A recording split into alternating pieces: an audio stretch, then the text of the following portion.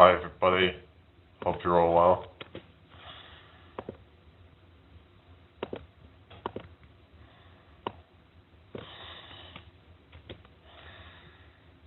Hi Zivago, thank you. Okay. Alright. Hope you're all doing well. Hit the like button everybody.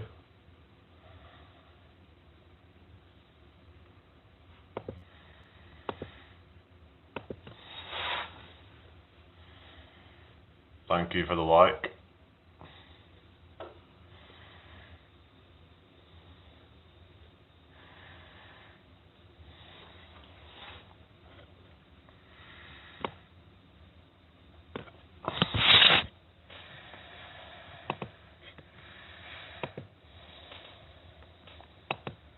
Alright people. Hope you're all well.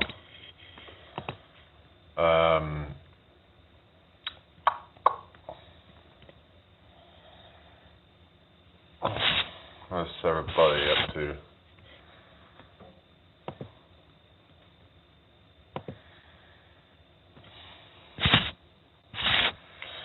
Okay, so wait and see who joins.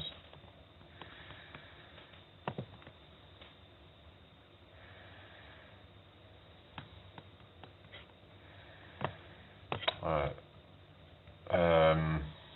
Everybody okay?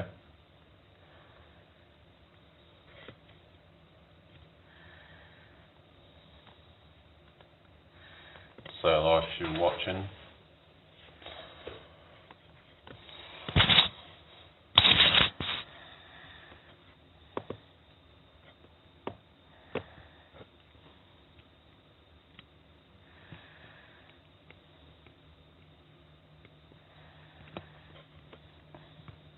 Okay.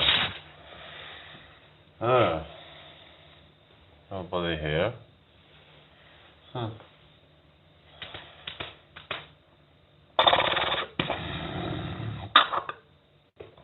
What are you saying, look who? Chance? What do you mean?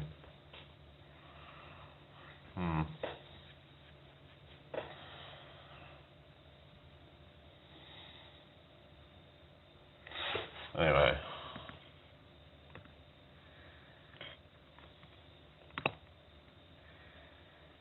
What's up everybody?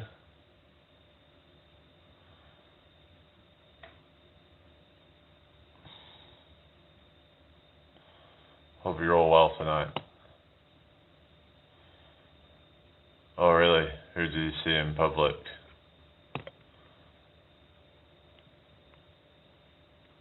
What do you mean?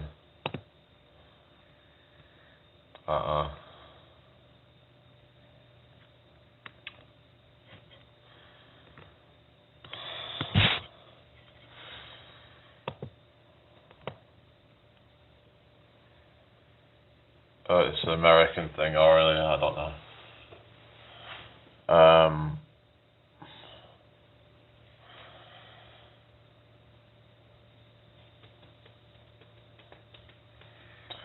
Hi Guillermo, how you doing? Good evening to you. Hope you had a good day. Hello Charlie, hope you're well. Reminds you of that Charles Bronson thing, you know, like, yeah, you know what I mean? Good, that's good then. Hello,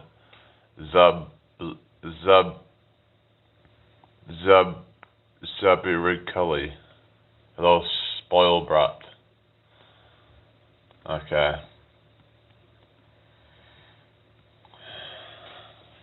Well, yeah, obviously I sound British, so. Oh, it's your real name, is it? Oh, really? So it's not like some kind of fake name like Charles Bronson or something. Hello, Heaven, how you doing? Zabi, okay, I'll call you Zabi then. Hello, Austral Lullaby, how you doing? Make sure you subscribe if you're new here, but make sure you hit the like button. Right, let me put some, okay.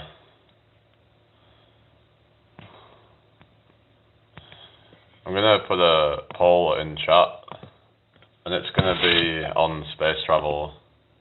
So let me just do that real quick. So just hang around. Just gonna do a poll in the chat right now.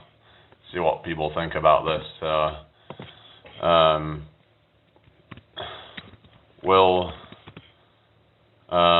commercial space travel happen in this century? Yes, no. There we go. Hello, some dude. Yes, I have. Hello, Jacob. Oh no. Hi, Fusion Rocket. Good to see you. How you doing?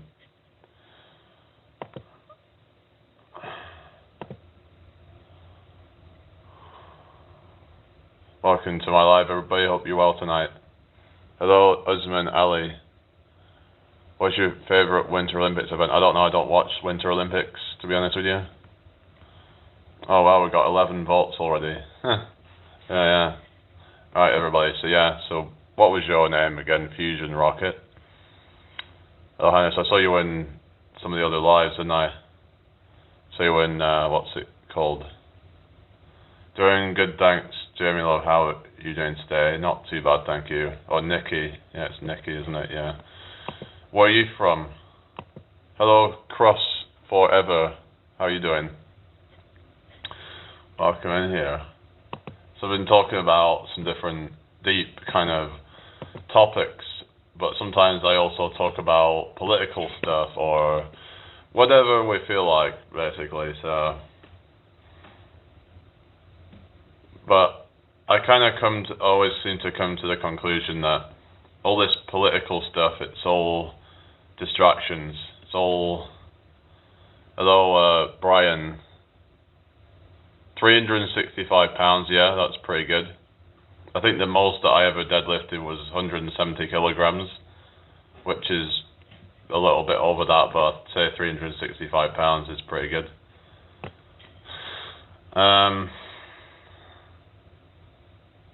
Do you think aliens have visited already? I don't know. I mean, there's all these theories out there, but I would say it's unlikely. Yeah, it all feels like distractions, all the political crap. How much do I bench? I don't know, I don't really do a lot of benching. I've been doing push-ups and things. Do you like talking conspiracy? Sometimes, yeah. But I kind of feel like some of the conspiracy stuff is put out there just deliberately to try and just make everybody look crazy who talks about conspiracies. So I think that we have to just kind of, you know what I mean? Like, we have to be careful what we're just kind of trusting in online, because there is, I think, some kind of pitfalls that they try and deliberately. I mean, I looked into theories like, crazy theories, a few years ago, and I come to the other side of it saying, maybe this is not it. I mean, it's what about the Epstein stuff? Well, there's this whole thing of like Epstein files that apparently goes on for like thousands of pages, and I don't know. I just don't really want to be kind of concerning myself too much with that, just because it's just, you can just go on and on and on forever. It's like some things you just feel like, it's like, okay, I took that, what I needed to know, that okay, there's files have been released, there's all these, some of these people have been, outed in it, but I'm not going to kind of just, because I think I wouldn't really pedestalize any of these celebrities anyway. I think most of them are just really, not to be trusted anyway. So it's like, well, I think everything's all just there to distract us. It's just all there to just kind of keep us in a lower vibrational state of just. Anyway, hello, Tomastum. Yeah, I do fitness, yeah. What's Dawson's Creek? Jeremy says, I agree, yeah. It just feels like it's all, I don't know. I mean, I don't know. I don't know. I don't know what to believe anymore. I'm kind of at a point where like, what is even true anymore? I've even been contemplating that this whole thing that we call reality could just be a. I mean, it's like when it comes to like consciousness, and it's like, well, does red even exist in a objective sense, as in like the way that we see it, the way that we experience things? Is it the same for everybody? Or you're a bull? Oh, really? There is no spoon. Yeah, you're on about the whole subjective reality thing. So what? I remember there was that whole thing. There is no spoon or something. It's this thing of observer-dependent reality. I mean, what I'm saying is like you couldn't explain what the color red is to somebody that is blind, can you? You know what I mean? Like, there's certain things that we can't really, explain. That it's just very subjective, if you know what I mean. Hello, Core Master. How you doing? Hope you're well tonight. Hoppy Hop says, what do you think of Star Trek: The Next Generation TV series? I don't know, really. Yeah, the double slit experiment kind of shown that the observer is required in order to basically collapse the wave into a particle, basically, is what it shows. Anyway, what does it matter? What you're saying, it doesn't matter whether these things exist or not. It doesn't matter if they're not objective. What matters is that they make logical sense and are internally consistent. I mean, I get what you're saying, but I've been thinking about like consciousness on a deeper level in terms of, because in science they'd be like, oh well, that we just kind of randomly developed consciousness at some point in time, that that life just kind of emerged and just developed sentience, but I don't really feel like that makes a lot of sense. I feel like it's just kind of like science doesn't really fully explain. I don't think, hello Assassin, how you doing? Science doesn't really explain everything in a way that it's all they do is just kind of they explain the mechanisms of the observations, but they don't explain the subjective experience of why they're actually experiencing that in the first place. You know what I mean? They can talk about, these neuroscientists, they can talk about, like the brain can be damaged and then that can affect someone's consciousness, but they don't explain why we actually experience these subjective things in the first place. So the point that I'm getting at is that this kind of materialistic view of the universe just doesn't really seem to hold up, in my opinion. It seems lacking of the kind of like acknowledgement of the importance of consciousness in all this. Because if consciousness is at the front and center of this reality, then it's like that. I think that makes life more of a significant thing, rather than it just being some kind of random byproduct of nature, but rather a necessary thing for the universe to exist in the first place. All right, Jim Smith, how you doing? Hello, Spatula. Are you still there, Nikki? Hope everyone's well tonight, anyway. But does it seem like the elastic nature of rainforest? What do you mean? I don't get my strength from the gym. Yeah, you keep saying that, Kevin. Yeah, I've heard you say that before. Good for you. Anyway, thanks for the likes, everybody. So yeah, just here we go. Trolls again. Yeah. What's this?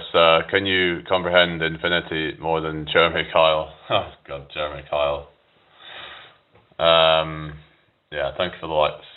Hope you've all had a good day today anyway. Yeah, you're a subscriber, yeah. Okay, thank you, Jim. Mr. Mingles, okay, I might have to, like, put some more blocked words in the chat or something, but I think I'm going to have to add some more mods, actually, soon, because it gets a bit ridiculous, you know, when you... but yeah, let's see how the poll's doing. So yeah, again, if you're new here, welcome to the channel. I'm live every day, and are you in the loft now? I mean, there's a loft above actually, but I'm kind of like in a new. Oh yeah, Nick is still there. In a new build, and it's like they just decided that my room's gonna be where technically where an attic could be. Like if you're thinking like if you look at this here, it's like kind of. But there's actually, if you notice, like a kind of, it doesn't just kind of, yeah, there is actually like more space above that. I mean, I could show you guys, but hello Nadim, how you doing? Consciousness is the ontological primitive. This philosophy is known as idealism. It is championed by such thinkers as Bishop Berkeley and Schopenhauer. Contrast this with materialism and posits matter is the ontological primitive. What do you mean? Well, the way I see it is that matter and consciousness are what they call it inextricably linked. Is that the word? Inextricably linked. As in, you can't have one without the other. Like you can't have the universe without consciousness, and you can't have consciousness without the universe. It's kind of how I'm seeing it at this point, that the whole materialism view that somehow there was some things going on before consciousness even existed is something I struggle to kind of comprehend, the idea that that could even be possible. Hello, Tarkov Maker. Thoughts on getting married? I mean, if people want to do that, then get married, you know, but you have to really think about these things first, I would say, in terms of the pros and cons of it. Like there's, you know, it comes down to like, you know, do you really know each other? Do you really feel like you can make that kind of commitment? Because you hear of times where people get married and then they regret it, and it's just a mess. Then there's a whole divorce thing. It's just, you have to really know who you're getting married to, I would say, and make sure that you're not making the wrong choice. Don't rush into things, I would say, but yeah. But anyway, no, you can have consciousness without matter, but you can't have matter for more accurately the perception of what seems to be matter without consciousness. Well, I would argue that, well, without matter, then what would consciousness exist of? Because, hello, Rolf. No, thank you. Because if you have, say, like, you know, if there is no matter, if there's no anything, if there's no energy, there's nothing to observe, is what I'm talking about, then consciousness would just be a void. It would be nothing. You wouldn't be able to have a thought, because thoughts are from, I don't know, it's all like, it makes me think, like, what the fuck? It all's very confusing, because then where did it all come from? Because some people believe that it all started from a thought. But where did the thought come from if there was nothing there?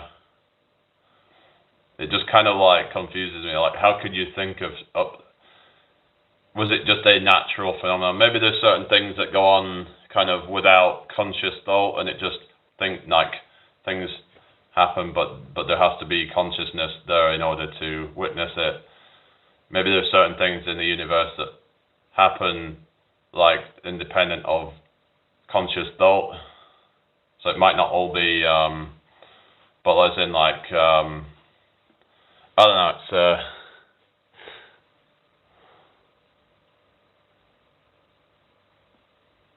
what is that? Phenomenology. I'm getting into fancy words and stuff. Can you explain about that maybe or something, or anyway? But yeah, vanquish. Thoughts come from energy. Yeah, but what energy is there without. The question is like, is it from conscious energy itself, or I don't know.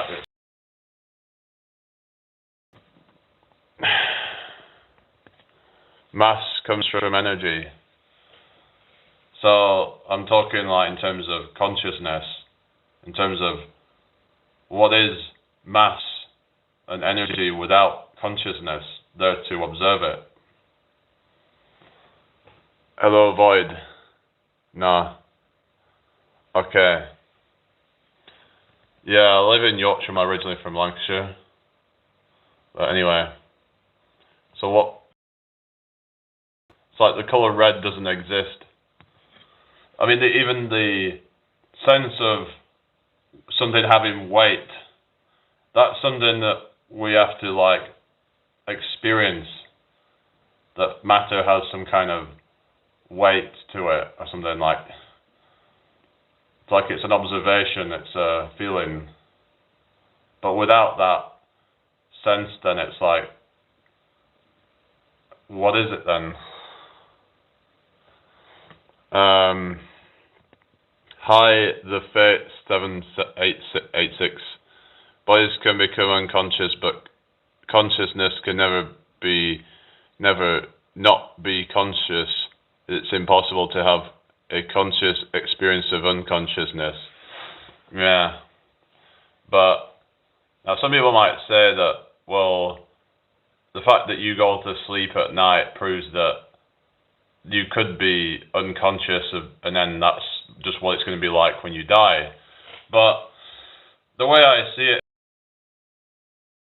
take on things, but if I didn't have a dream that night, who's to say that any time really went past, that rather I just kind of jumped 8 hours into the future? From my perspective, no time went past at all. I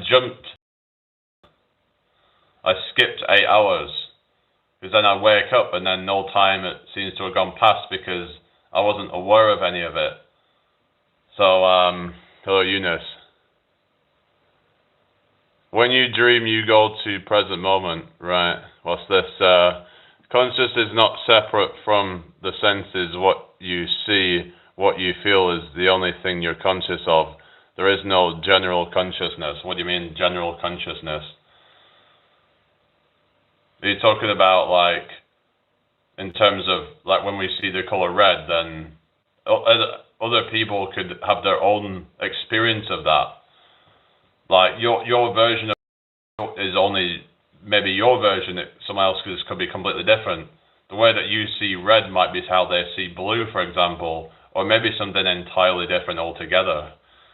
Because how could we validate any of that? It's not something that we can, like, subjective. It's all subjective is what I'm saying. Like, you couldn't explain what red feels like to somebody, can you? It's like, it's an experience that in the first person that you can't get inside somebody's head to see what they're feeling. Some even go as far to say that we can't prove that any other soul in the universe exists because of that it's all an assumption that other souls or other consciousnesses or whatever you want to call it exist in the universe. That what if there is some kind of like unified field of consciousness that this life I'm in right now is just a part of it's just part of like what they call like the higher self. There's that whole theory on higher self and like having a sort of being part of a greater consciousness that is, as opposed to just this like limited life that you have. Like some people will say that that's just the ego. That's just the version of you that versus being interconnected in the world and as your higher self. I mean, this is all kind of esoteric. And hello, the monk. How you doing? Hope you're well. So true, everything is energy and frequency. Yeah, Tesla said, isn't it? Bones says intergalactic. Human beings are no more significant to the universe than a potato. Well, that's like your opinion. I mean, but I mean, that's a subjective feeling, I guess. But I've never been to space. No, I mean, how would I have to be quite rich to get to space, wouldn't I? Little tiger. Too deep for you, is it? What? How am I wrong, Guillermo? What you're saying? Absence of consciousness. I mean, it's like, how would I know? Hello, Hulk Lewis. Hulk Louis, I mean. Hi, Zach. Most influences philosophers this century, I don't know. I would say, you could say like Alan Watts, maybe. I don't know if you would consider that. I mean, is it not? Well, that's not 21st century. That was last century, wasn't it? But if you're talking in terms of like in the last 100 years, I don't know if you mean as in within the last. We're all philosophers. Yeah, we're talking philosophy. We're talking the 21st century. I don't know really. I mean, there's not really. You could argue there's not really that many good ones nowadays. I mean, you've got like the more kind of like some of the more mystic type people and stuff, but Pinker, I've heard of Pinker before. Pinker, possibly. I'll have to look into. I mean, there's people like Eckhart Tolle. I might have to look into him as well, or Eckhart Tolle, or whatever it's pronounced. Again, I have to kind of look into his stuff. Rupert Sheldrake or Karl Popper. I've not heard of Karl Popper, but I've heard of Rupert Sheldrake. I was actually talking about him. I mean, there was Terence McKenna, but he'd passed away by 2000. And Terence McKenna was known for the what was it called? He had a theory called stoned ape theory, which suggested that was it something about chimpanzees or earlier versions of us, that they took DMT apparently, which then led to consciousness becoming this sort of evolved as the theory as to why humans have become so advanced or something like. I mean, it's interesting, but yeah. So there has been some skepticism about the theory, but it's an interesting theory anyway. What you talking? Oh yeah, socialism. I've heard of socialism. Yeah. Grown-ass man, by the way. Well, what are you doing here then? Create a system in opposition to capitalism. I mean, I would just say that, is it really something that's practical? Because this is the thing where it gets into like, it's like trying to like get rid of capitalism. Is it really practical? Because you could argue that there needs to be some incentive to innovate, basically. Like if someone can like get rich, and then they're going to be more likely to want to innovate and make new ideas. It's kind of how I see it, really. People will, take time to like come up with new ideas if they think that it could potentially revolutionize things and they could become a millionaire off it or something. So like, in terms of, I think that's the thing with socialism.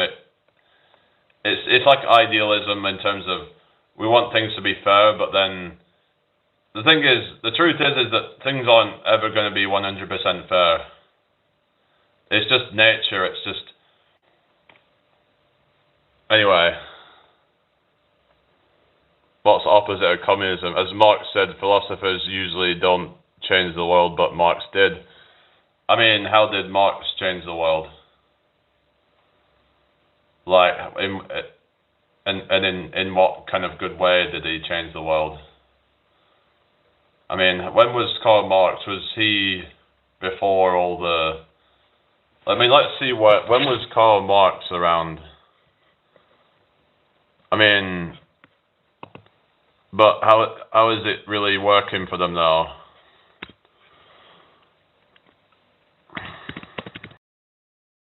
How is it working for them? So that was 1800s.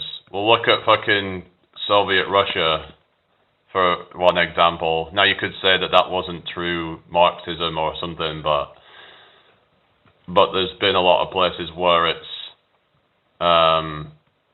China, that's not exactly going too well, is it? With all the draconian sort of totalitarian stuff. You got North Korea as well. It's like not going too well, is it? It's like when you have these political ideologies that I would say that it can be quite dangerous. We're avoiding the point. What's your point though? You're saying that philosophers don't change the world. Well, do you not think that Greek that and they never changed the world?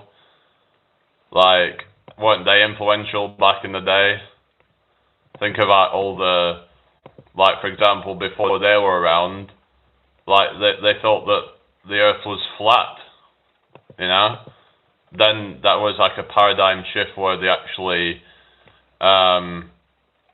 back in those days of Aristotle, and they actually were quite revolutionary with how they thought of, when they were alive, they weren't philosophers, they got called it. What are you talking about? Do you believe the earth is flat, do you? They just created the groundwork for Christianity. I mean,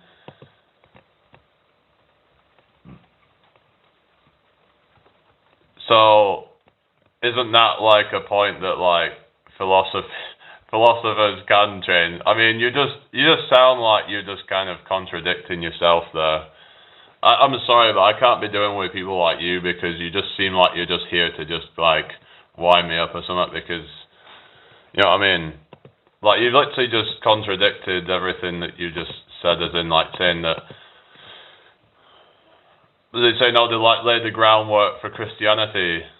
Well, did that not change things then? Your claim was that philosophers don't change society, but like Marx did or something. So you just kind of like, I don't know, are you just deliberately just trying to kind of cause shit or something? Because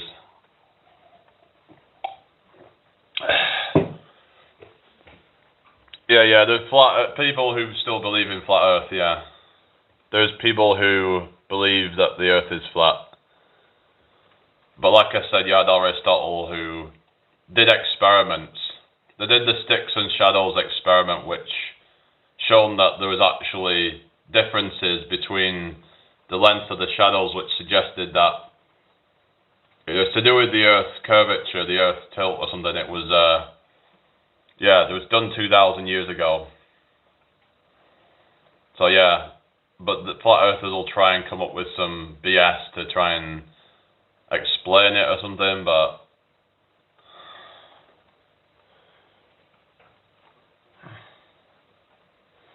I mean, the Earth is only flat from your own kind of bubble. I mean, because we can't see beyond the horizon. You know what I mean? Like, basically, we've only got this, like, circular view of the Earth, but beyond that, we can't see. Our own little, like, kind of bubble, it looks flat, especially if you're at the sea or whatever and you look around, it looks flat. But that's only because you're on such a big planet. Some people just don't comprehend the size of the planet. You wouldn't really see curvature at that point, because think about it, you're only seeing a few miles around you. And there's a lot of cases where buildings become obscured by the Earth's curvature. And again, they'll try to explain that away, but I tried to entertain it for quite a while, but then there was just a lot of things that just couldn't be explained. Like you can't explain why. Like, for example, they would use the example of seeing Chicago at 60 miles away, but then half the buildings were submerged behind the Earth's curvature, but there were certain conditions that allowed it to actually bend up through refraction, and they explain how the conditions were right that actually enabled them to see behind the Earth curve, basically. So, hollow Earth, really, hollow Earth. Now you're saying it's hollow. Well, if we're inside it, then why don't we, sort of like see, like when you're looking out at, like, say, something that's on eye level, shouldn't it be higher than you? Like if, say, I'm looking at something out in the horizon, let's say if I point a telescope, then I should see it higher than where I am, right? If anything, you shouldn't see buildings at the bottom. It should look higher. It should look higher than where you're at.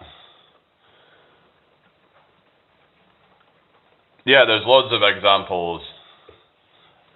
There's loads of examples of it. Of buildings obscured by curvature. Hello, eyes wide shut. Yeah, there's loads of it. Flat, then bowl, then cube, whatever. But if people actually genuinely believe in flat Earth, then I don't know. I mean, there's still people that believe that, but explain to me things like sunsets, the way that, and the thing is, it's the sun actually retains its size until it gets like down at the horizon, where sometimes it gets squished due to atmospheric compression, because you have like refraction that's actually bending up the bottom part of the sun, so that's causing a squishing, compressed like effect, and it's that's why sometimes you can see the sun for a little bit longer after it's set, basically, and that's why sometimes you can see lunar eclipses during the like basically where the sun's up. It's called the selenelium, but basically it's because of refraction. Sometimes light will bend a little bit and allow you to see a little bit longer. I mean, if the Earth is flat, then there's like not a lot of good explanations for the lunar eclipses in the first place. The most likely explanation is that it is caused by the Earth. That it's caused by the curve of the Earth. So, hello Stephen, how you doing?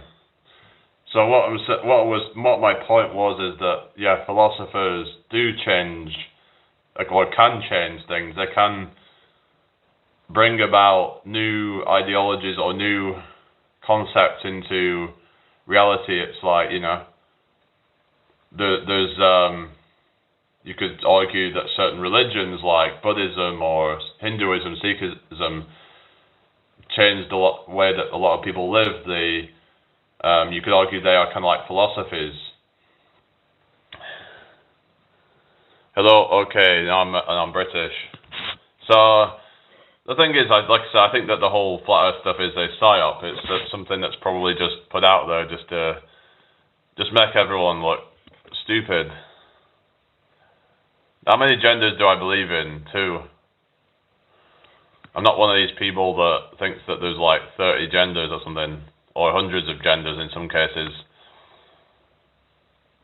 It wasn't in the day though. What's that? What wasn't in the day? What are you talking about? Hello, MEQ13.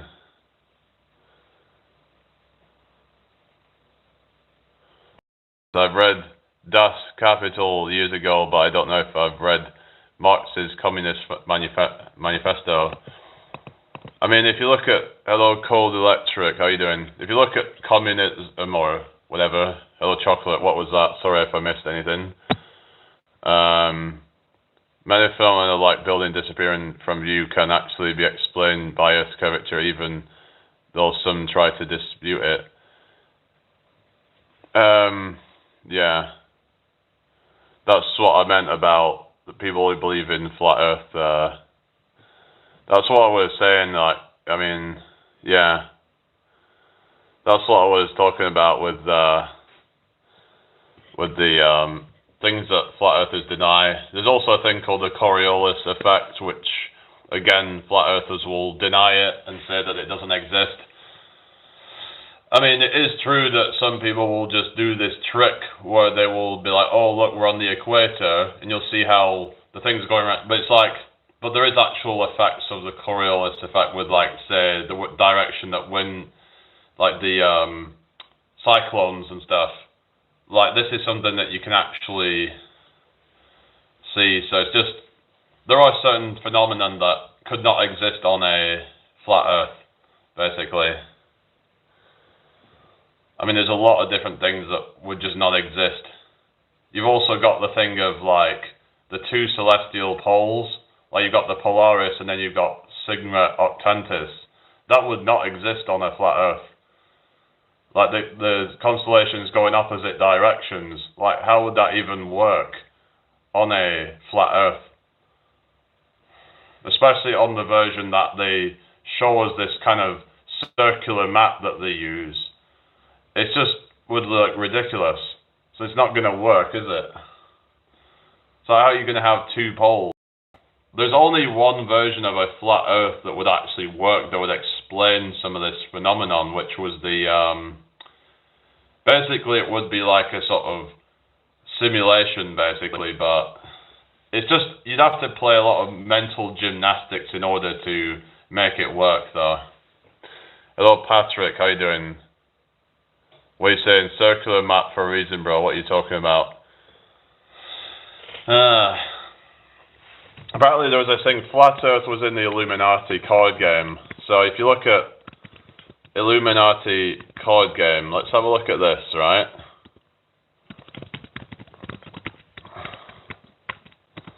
Yeah. Well, that's the thing, isn't it? It's, but what they'll say is that, oh, buildings disappear from view due to perspective, but that can't be explained either. But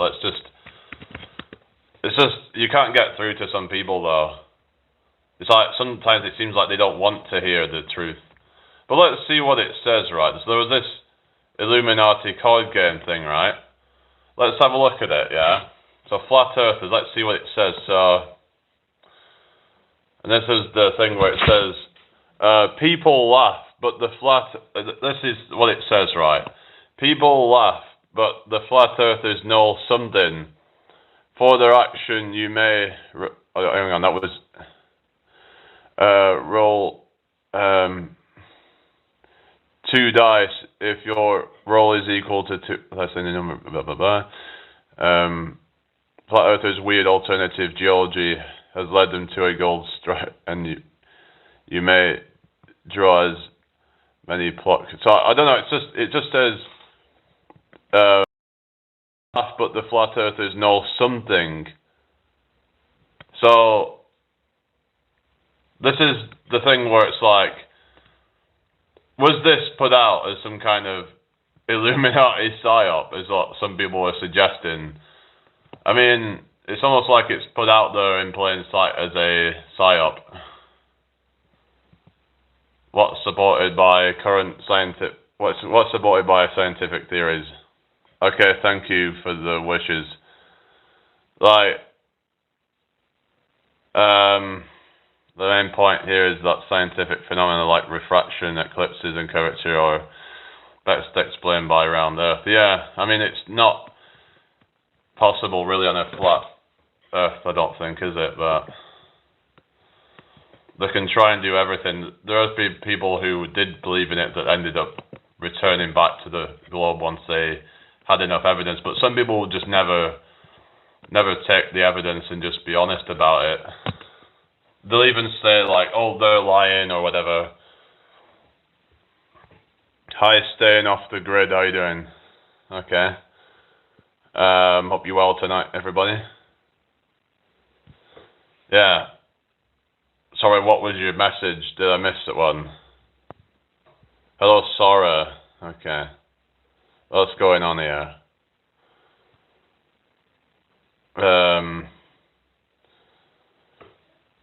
Overall, the discussion touches on both scientific observations and some social or political topics like perspectives on gender and political systems. Yeah. That's what we do. We talk about politics sometimes, and hello Penny, but I talk about it in a more bigger picture kind of sense rather than, I like to talk about it, and I don't like to get too much into just very specific details of things and trying to argue over semantics.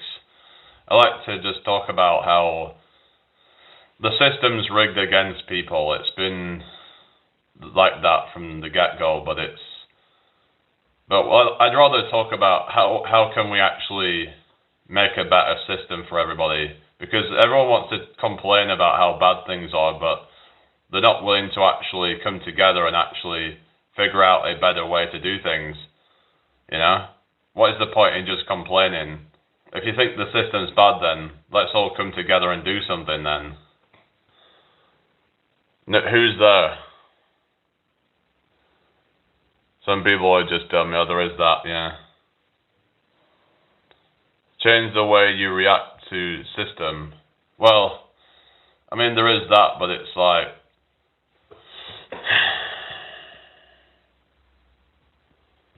there is that, as in terms of, I did kind of say that about, like, we have to stop giving it, I think the thing is we all need to stop, giving it energy, you could say. But on a larger scale, we have to kind of just try to somehow leave the system, and then the system becomes irrelevant or something. I don't know. But we need to figure out some solution, because otherwise the system's going to have a hold on everybody. Like when people are working for the system to pay taxes into the system that go to fund proxy wars and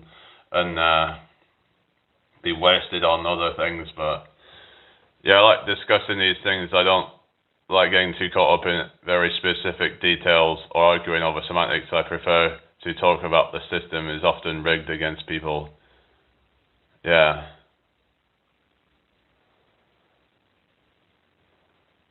Hang on a second.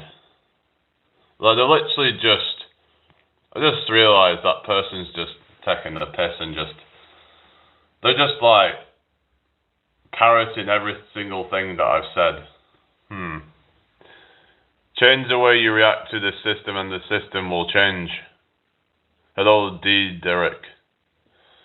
Hope you're doing well. I don't know, like this, can we really change the system by changing how we react to it? Now, there's this whole thing of law of assumption, right?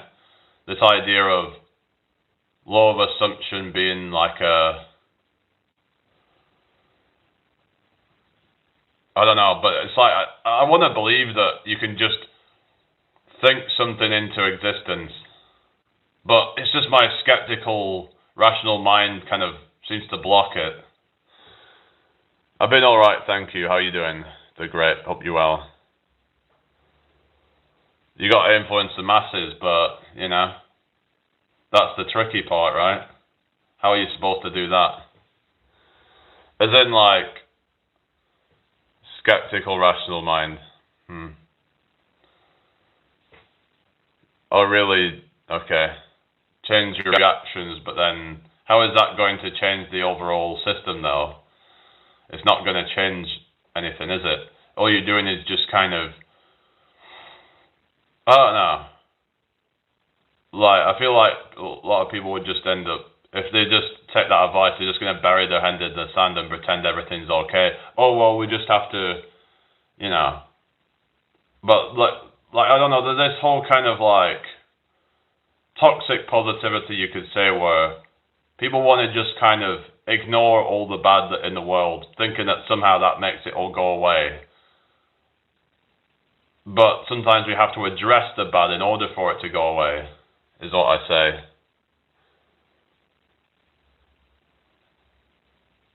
The system feeds off your actions, but what I'm saying is that regardless of whether I react to it, nothing's going to change. Whether I react to it or not, nothing changes. Hello, strolling street. Yeah, you have to identify the problem first and then figure it out. We can't just ignore the problems, can we? And apathy is a reaction.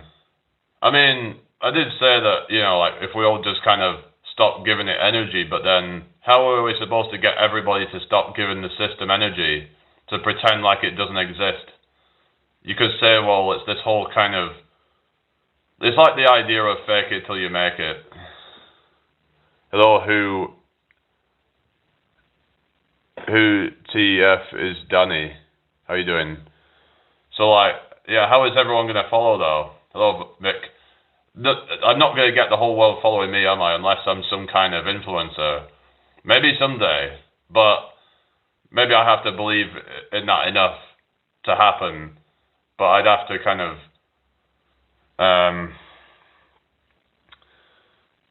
set an example, and that maybe that's what we need to do. Maybe other people can get involved as well, but we all need to set some example.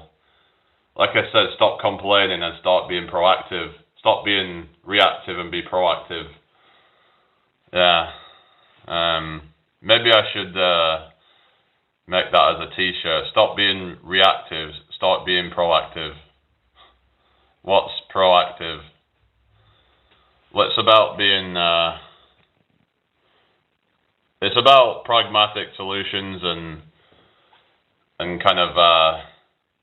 learning how to navigate things. Like maybe for some people it's to buy land or something, or just do something in a way that can make you more self-sufficient, so then the system becomes irrelevant to you.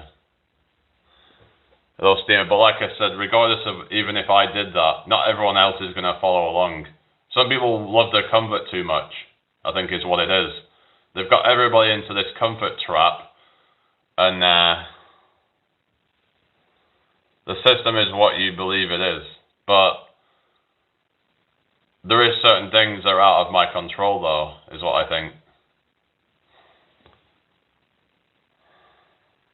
Anti-social media. What you mean? What are you talking about? Hello, Diplo. How's it going? What are you trying to say? You're trying to say that I'm a manipulator, or... I don't know what you're talking about or something, but what's that, Deathbat? Govern equals control, ment equals mind. Yeah, that's true, yeah. Yeah, mind control. Yeah, I've heard that one. Yeah, I've heard that before. What's this? What's your favourite cornflake brand? I don't have one. Isn't an influencer a manipulator? You could argue it is. That they are manipulating people. It depends on if they're leading by example. I guess it depends on their intention of it, if they're intending to try and... But you could say if someone's intentionally trying to influence, then they are manipulative. Like they're trying to get people to buy certain products or get people to follow a certain way of life. Then yeah, you could say they're manipulating. But maybe there's some good forms of manipulation, and that maybe manipulation isn't all bad if it's done in a noble sort of way. Is that the right word? Like if it's done in a way that's, kind of honest and not trying to deceive, not be like Machiavellian and use manipulation in a dark way. Hello, Wanderlust, how you doing? Manipulation is just spoiled life. This is the thing, right? There's good and bad manipulation, I would say. It's like exploitation. I would say that exploitation exists all the time. Everyone's exploiting each other in some way. It's just that the word has gotten kind of like a bad name because we think of exploitation in terms of things like, really bad things like exploiting workers or something like that, like slave trade or whatever. And you know what I mean? There's ways that there's certain bad connotations to it, but exploitation just means to kind of it's just to kind of like use somebody but that can be a mutually beneficial thing, and where you're both, it's like the whole idea of, I'll scratch your back if you scratch mine kind of thing. Hello, Francis, how you doing? Hello, no Derna, is it? Here in the States, politicians use manipulative tactics quite frequently. The whole thing is driven based upon emotional manipulation. Yeah, what I'm talking is there's certain manipulation that can be seen as good, like for example, the Socratic method could be seen as manipulative in some cases. For example, you're trying to get somebody to question their reality. You use basically like the Socratic method as a way to, maybe some people might use it to try and change somebody's mind. They get somebody to come to their own conclusion. So they think it's their idea that they change their mind, but they got a seed planted in their head. So you could say that's manipulative, and yeah, they were being influenced in that direction. That's why you need concrete examples of manipulation or exploitation. Using the words without a reference is too vague. Yeah, I get what you're saying. I get what you're saying, yeah. Just, I mean, but when I say that, I mean, I'm talking, what was I talking about in terms of,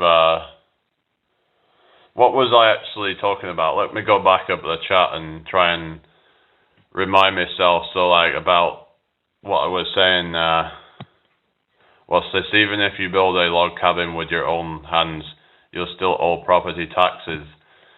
Yeah, so how are we going to actually get around this then? Because people can argue about, oh, well, we can just not believe in the system or something. But it depends. I mean, where is the property taxes? Because as far as I'm aware, like, let's see it. Does the UK have it? I mean, I think only up to a certain point. It's like, if you have a property that's more than a certain price or something, does the UK have property tax? Let's go on the AI thing. But what I'm saying is about like exploitation in a negative way or something is what my point was. Is something of, yeah, manipulate. I don't know where it all came from. All that kind of. Anyway, Socrates would challenge the beliefs of others. He would ask questions like, "What is virtue? What is justice?" Then challenge the adversary's idea of those terms. Yeah. So you could argue that that's kind of manipulative. I mean, you do have to do like fucking council tax or something. But there are ways around things. But then there's still, you would still have to rely on somebody that pays tax, basically. Like for example, if you had your own land, and then it was like didn't claim that as your place of like property or something, then if you say like, oh well, can I just say that I live where you live, and then maybe you can get away with then. Hello, Drew Garner. Jordan Peterson would challenge Socrates. What do you mean by it? What? That conversation would never end. You know, it's oh yeah, I've heard of Cambridge Analytica. That was something about interfering with like elections or something. Only the Supreme. Oh god. There we are.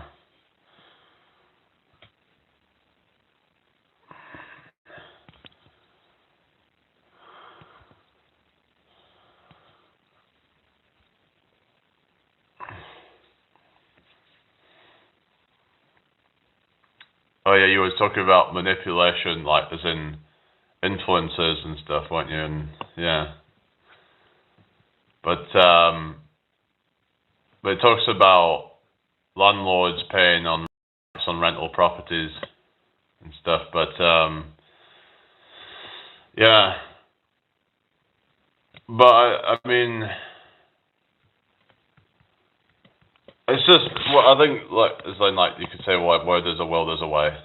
But the problem is that regardless of whether I choose to break free out of the system, then not everyone else is going to follow. Even if I got millions of followers, chances are most of them would just not follow. It has to reach a certain critical mass, I believe, in order to reach the majority of people. Like, it has to get to a certain number, a certain threshold, and then there's a shift in global consciousness, if you will. But yeah. Oh yeah, Cambridge is more people.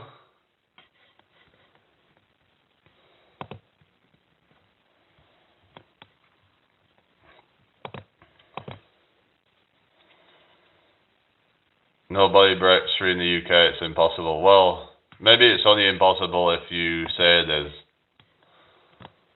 I mean, have you even tried to look into that? Controlling the narrative by big podcasters. Oh yeah. Hello 137 Cairo. Don't think it will happen in this century at least. Musk be tweaking. Oh yeah. Hello Pratham. Hello YouTube cringe cleaner. Oh god. Okay. I hope you all had a good day today anyway, people. Where is everybody from? Hit that like button, everybody. It's just, like I said, that if people want to complain about it, then, you know, what is your solution, is what I'm saying. Why don't we all try and come together and do something? Otherwise, I'm just not interested. Hello, Clayton. What are you talking about? I could do with some of my mods in here tonight, but don't look like they're coming in here tonight. Oh, goodness. Okay.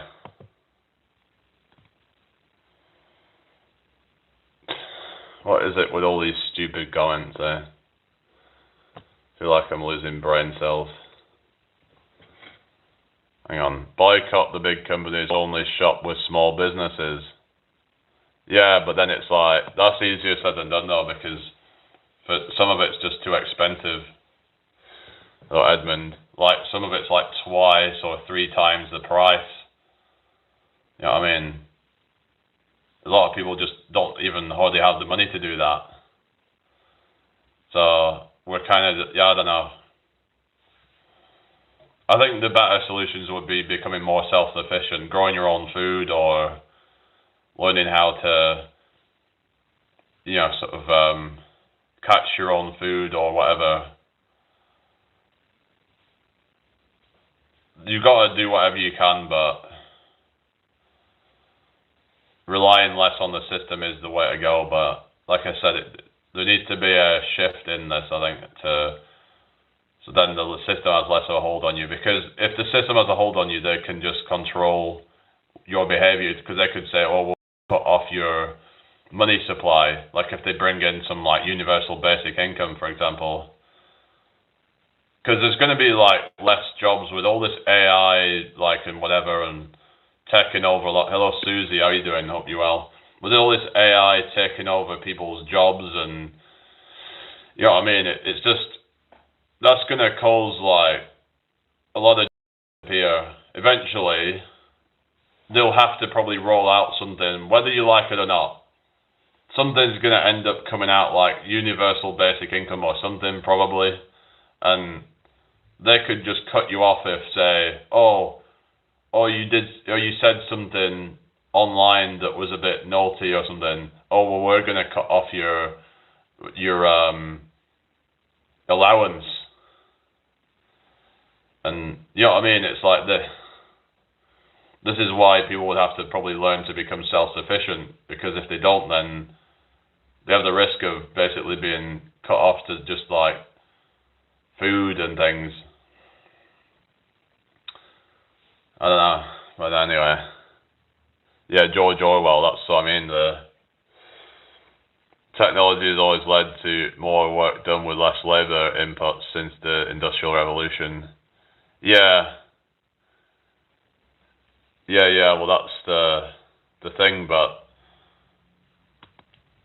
I mean, you've got more work done with less labor, but the people are not getting paid more. Like there is less need for workers, and yet the workers, it's like, so there's more profits being made, but the workers are not benefiting from that. Is what I'm saying. Hello, Colin. Rebellion. So how are we supposed to rebel? There are certain things that, like I said, that I mean, it would take a worldwide thing, like, you know, that they just decided to just stop going to work, and they all just come together and put the resources together. But how? I just don't agree with all this land ownership of like these big companies who, you know, I mean, like the big companies, you know, who just own all these acres of land. Like, who gave it to them in the first place? And it's like, so we're talking the other day about how this land was actually stolen in the first place, as in like there was death that happened to acquire the land in the first place. It was not gotten legitimately. It was gotten over bloodshed. And now we have all these corporate kind of, you know what I mean, like greedy ass fucking corporations just buying more and more land. But we've always had this thing of like peasants and lords and all that, you know, and they own the land, and then they have got like an underclass below them that are subservient, and you've got the serfs as well. Like it's just not fair. And you might say this is why some people might gravitate towards things like Marxism. I'm not saying that it's practical, because I don't think it is. There needs to be more fairness in terms of more upward mobility, more ability for, like, you know, people on lower income to be able to rise up through the ranks so that they're not stuck at the bottom, renting their home forever. Like, who the fuck wants to just be working all the end up, you know what I mean? What's that? America was conquered by European settlers. The Native Americans were continually fighting with each other until the European settlers became the most powerful tribe in America. Oh, really? Rockefeller, Rothschild. Oh, yeah. Capitalism. Yeah, that's what I'm talking about. The fucking peasants and shit, you know? Like, it's been going on for, like, many centuries. We basically have is like a glorified version of feudalism. The wage slave, if it's like they were saying how slavery never really died. I mean, that's a controversial take, but yeah. But yeah, feudalism basically. That's what it is. Yeah.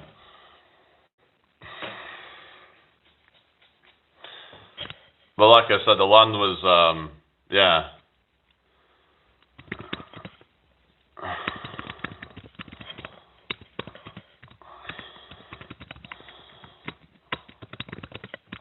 What's this? Super Slav.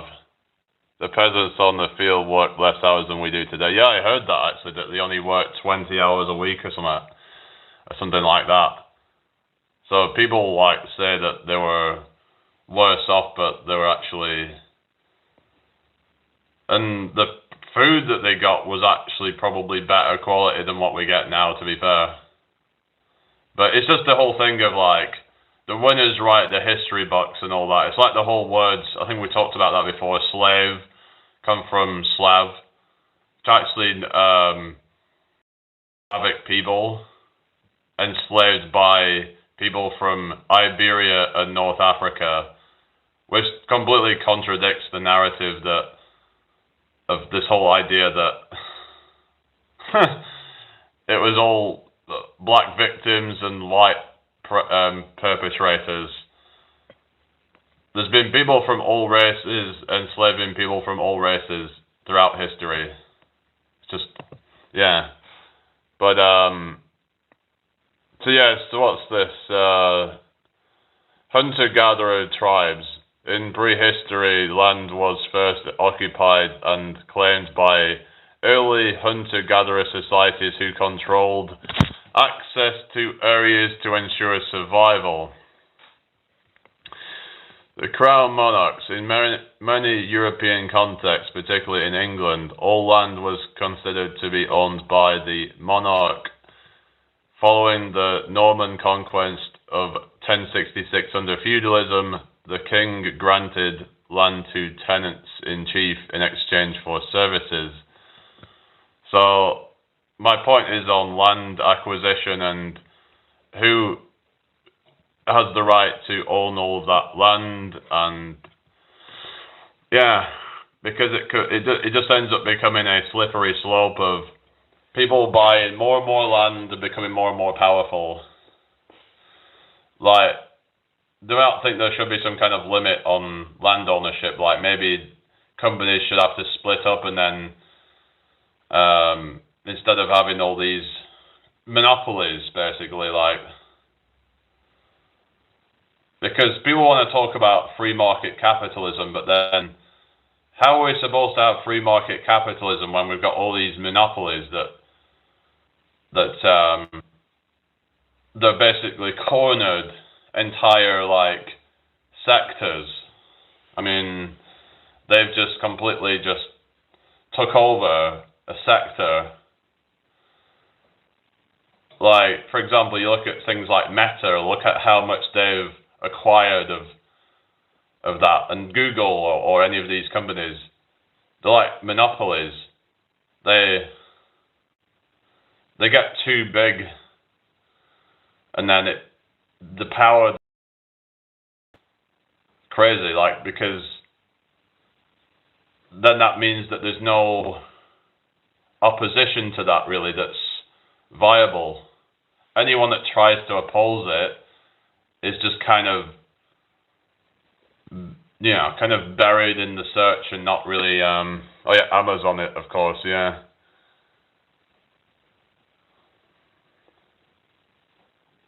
What you're saying? John Custer, good guy, just following the law. Oh, what you mean? John Custer. When I first recognized slave owners in America was black. His name was Anthony Johnson, and he owned a slave named John Custer in 1651. Really? So that's that goes to kind of show that the narrative that they try and skew about ownership is like the whole thing with the British Empire. Like, if you look into, I mean, if we say, for example, was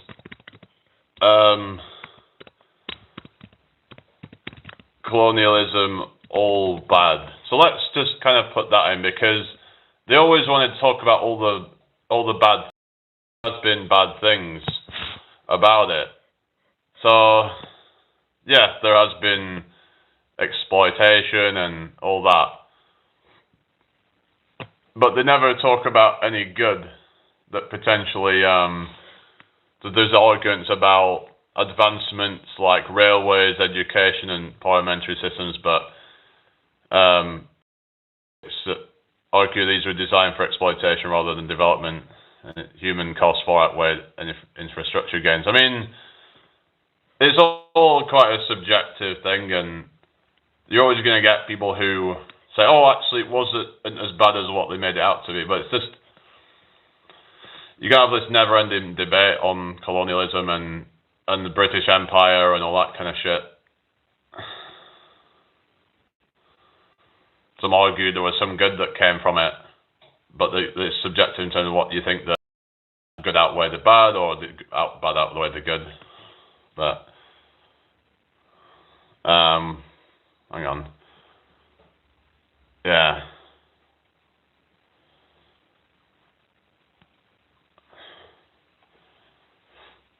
Why we want to talk about a particular race or whatever.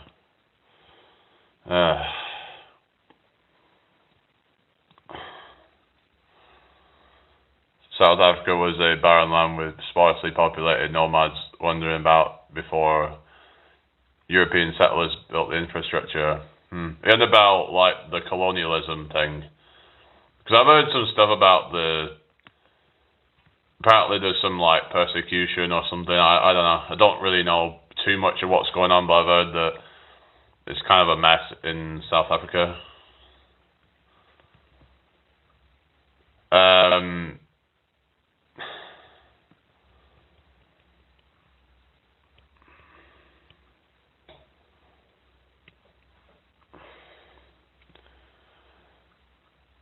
So there has been some. So there's this thing like colonialism made some countries poor but others rich.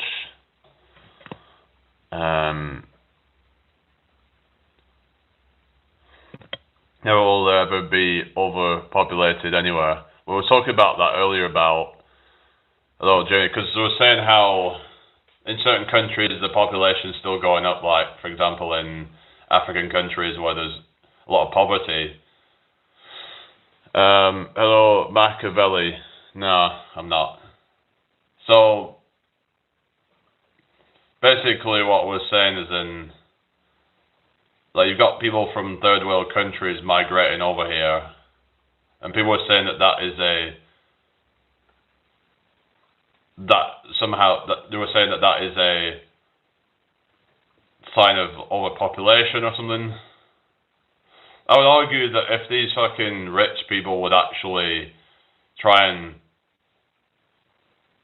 help these people get a bit richer, then maybe they'd be less likely to come over. And some argue that poverty leads to more children or something. I don't know how true that is in terms of, but some reckon that they try and have as many children as they can because there's a chance that some of them might perish to like disease or something. That's the argument that some people are saying, that they why they have so many children in some of these countries. Okay, thank you. Okay, get rid of that. Susie, are you there? Because we need to get rid of all these spam comments and stuff. Hello, Fastbook, how you doing? Hope all is well.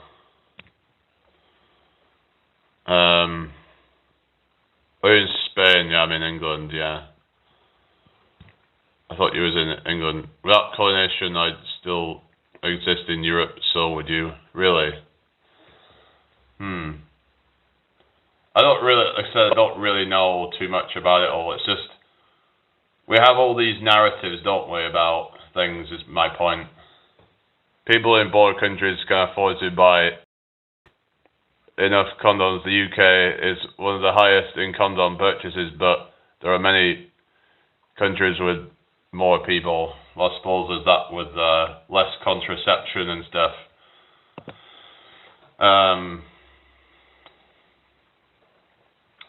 So that could be a factor, but I don't know if it's just because saying poverty is like they're less going to be focused on career and stuff because they don't have a career, so they're not like focusing their energy on that. Whereas people who get richer and then they're going to be more focused on trying to make money and stuff.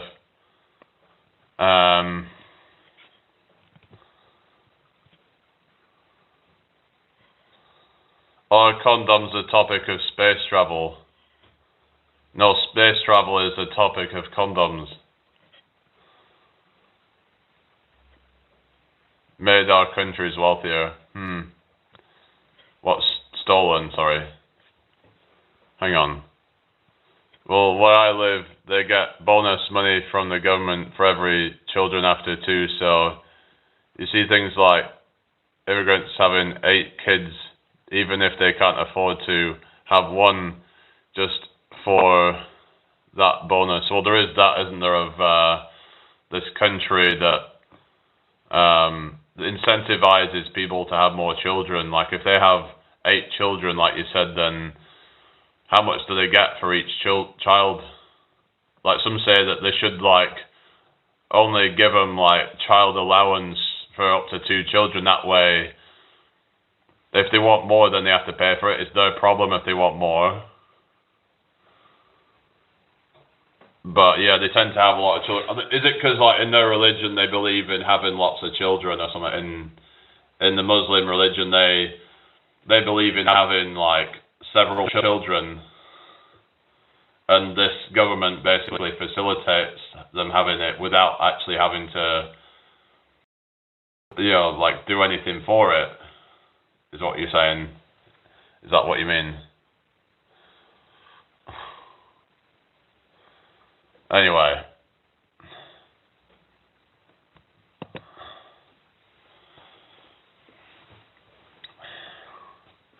What's that? Galatians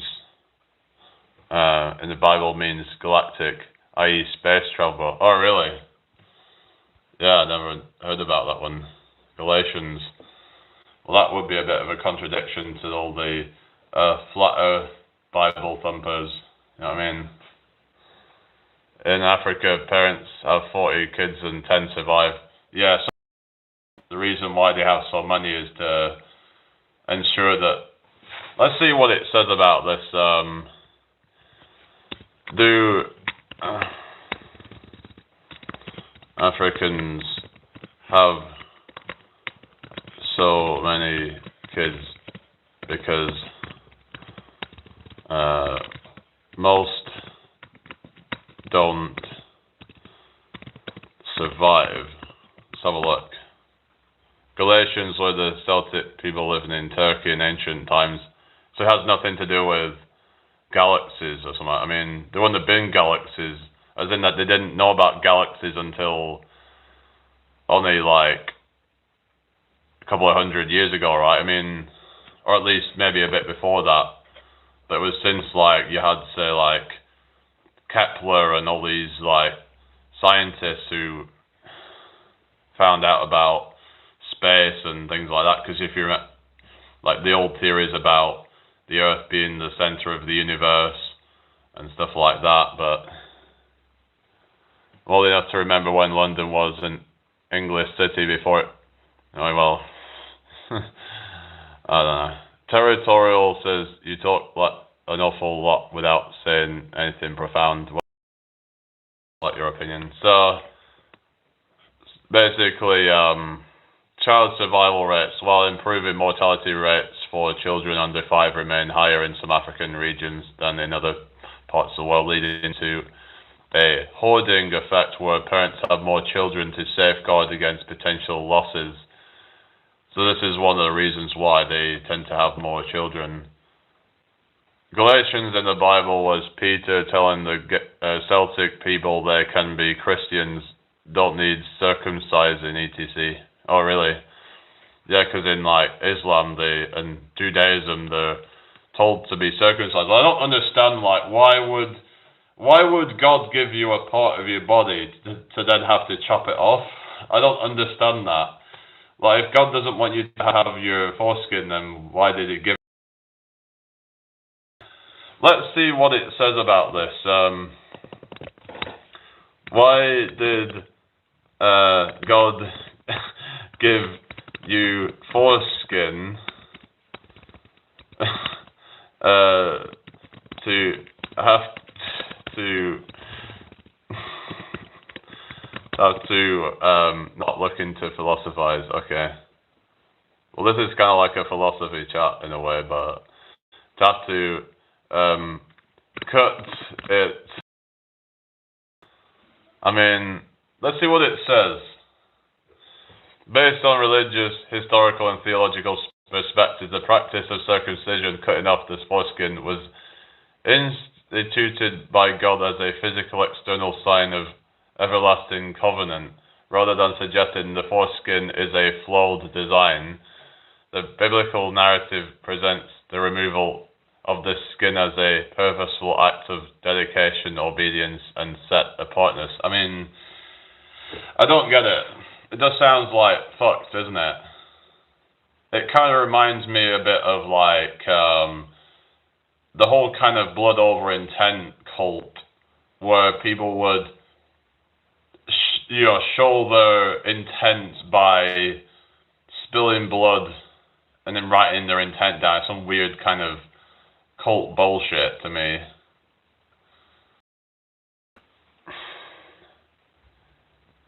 You're having to kind of cut off a part of your body as a way to show that you're committed or something or whatever.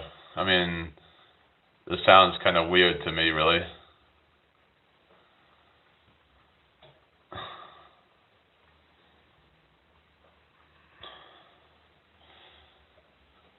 Okay, let's getting rid of these stupid comments.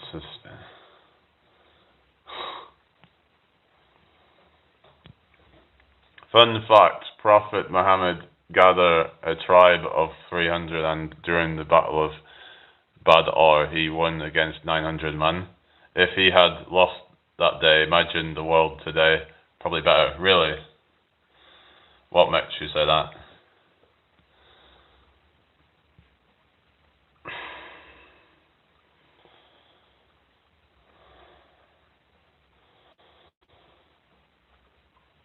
Oh, it's raining outside. Oh well.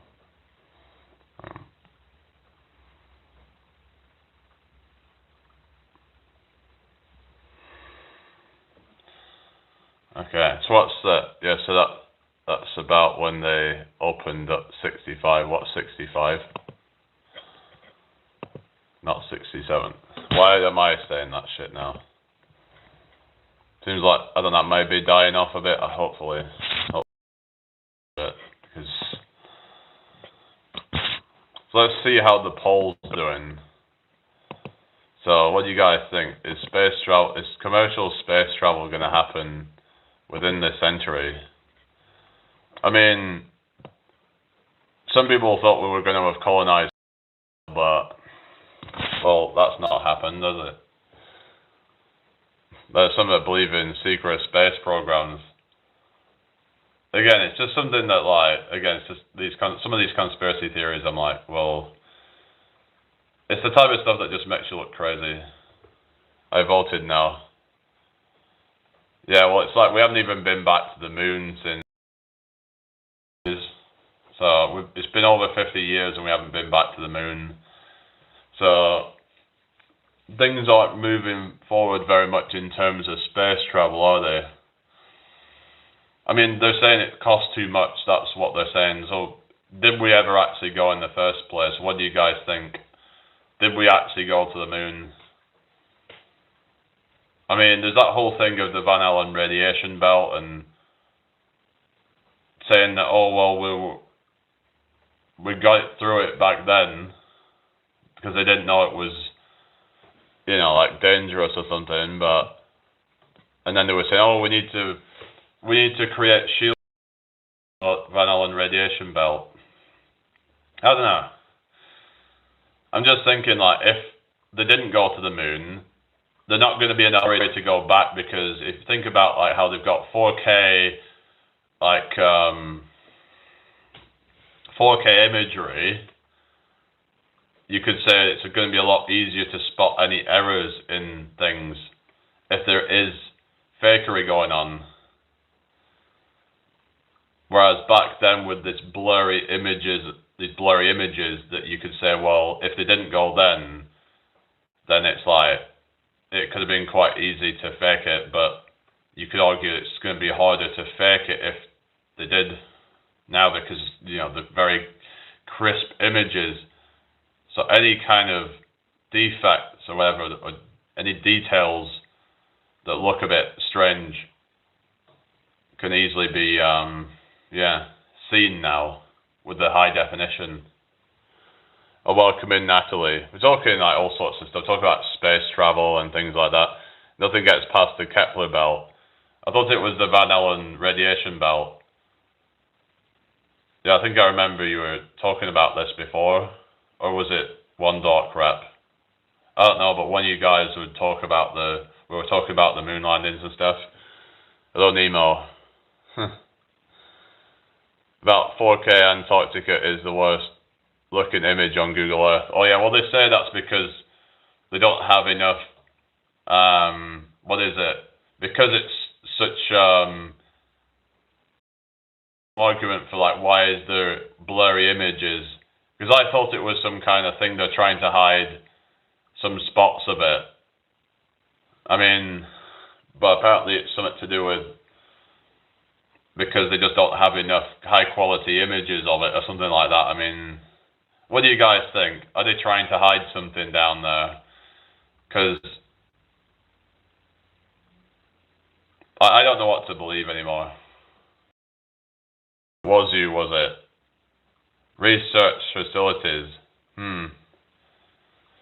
Yeah, it's just something else going on down there. Like some people believe that the Earth is hollow. Now I'm not saying it's hollow because it doesn't really make sense that it's completely hollow because it's going to get more and more pressure inside the Earth. So I think the hollow Earth theory just doesn't make scientifically physical sense.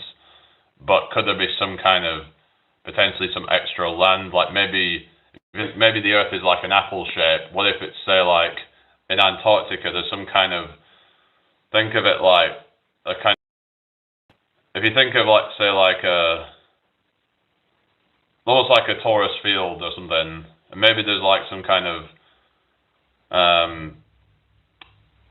don't know. It's just a theory that I've got that is there something going on inside Antarctica or something. Pear-shaped. Oh yeah, I saw that like Neil deGrasse Tyson but it's not. I mean, it's not literally a pear shape, but it's what they call it, oblate spheroid.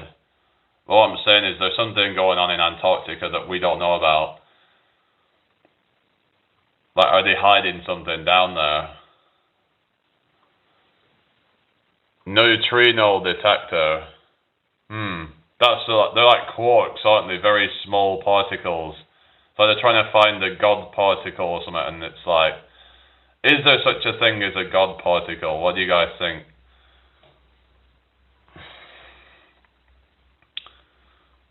Like the most basic building blocks of existence or something. What's that in?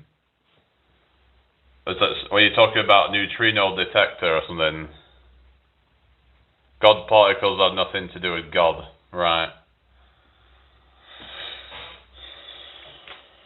So, I mean,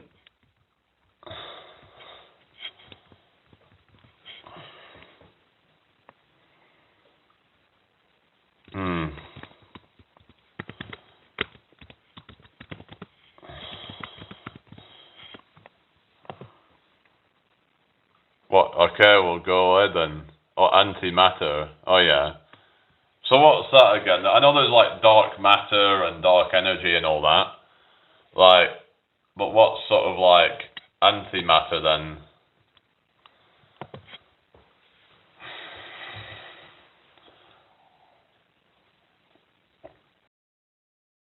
The physics could change depending on where we are in the universe. If we end up like entering, say, like an area of the dark matter, for example, that the laws of gravity could completely shift. Like that that the laws of physics aren't necessarily constant. Because there's something that Rupert Sheldrake was talking about in the 10 Dogmas of Science. This dogma that laws of physics are constant. Like things like the speed of light is a constant, but there was this anomaly where he talked about how they found a lot of places that in the world had this same anomaly that suddenly the speed of light everywhere seemed lower than normal, and he was like, "What's going on here?" Earth's core dictates magnetism. Right. What's that? Vile vertices, what you mean? Energy inverted. energy inverted, and about the magnetic pole shift or something, or inverting the poles or something like that, or I'm not actually what you're talking about. 77, in about 77th Brigade. He talks about how the gravitational constant G isn't really a constant too. That's what I talked about with Rupert Sheldrake, about the gravitational forces and how these things can be measured to change at different points of the day even, or something, in different parts of the world. Apparently, I don't know how true all this is, but it's but I don't know if I agree with his whole theory on sight, and how when we see things that we see them. I mean, it's just, how do we know that? I mean, like, as far as I'm aware, it's like whatever I'm seeing is inside my head. Like, if you're wearing a VR headset, then it's like you're not actually seeing something out there. Like, it might look like that because of depth perception, because of perspective, makes it look like you're seeing something out there, but you're seeing it inside your head.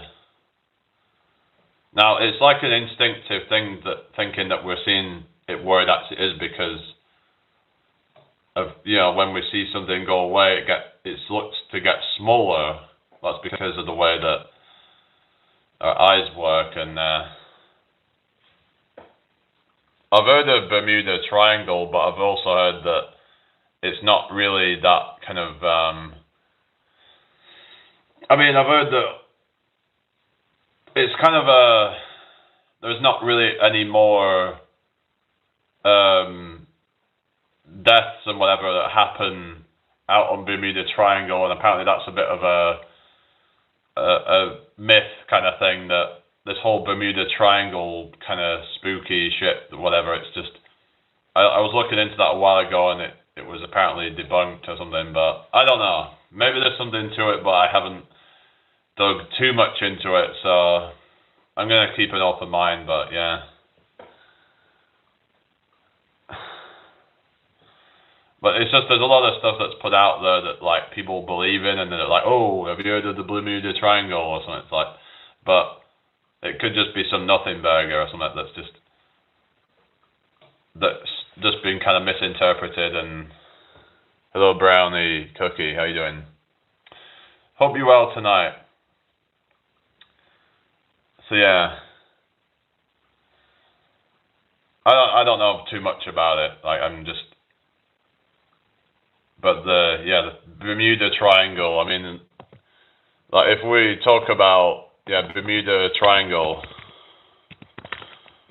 let's have a look. I mean, see here. Like I said, you can't always trust it, but we'll just see what it says. Yeah, well, my last name's Brown. Why? So basically,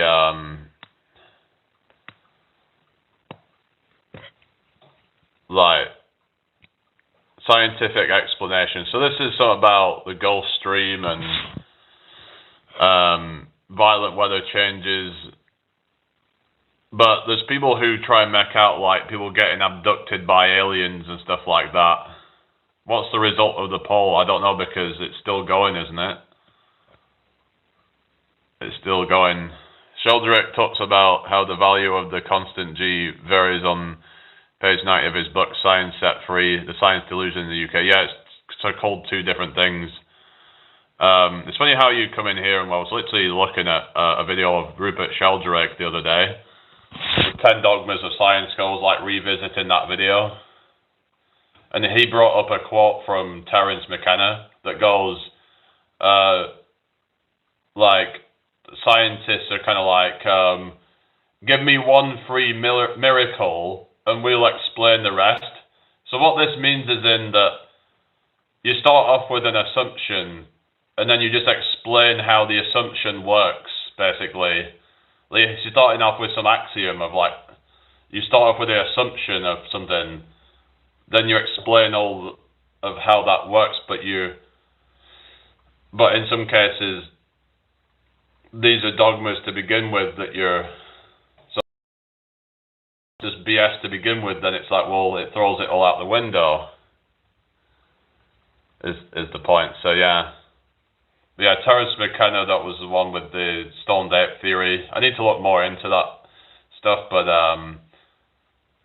yeah, it's an interesting theory.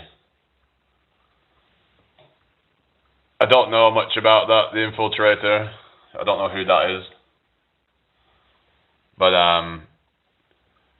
don't we already have companies sending rich people in orbit? I mean, it's not commercial flight, but it's probably durable in a century if we don't blow up. I mean, it's just that rich people are just, it's like, I mean, would it ever become cheap enough for the average person to be able to go, is what I mean.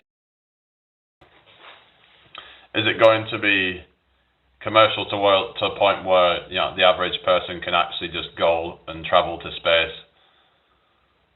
But you could say it could become commercial in that, like, rich people are able to go if they've got billions, but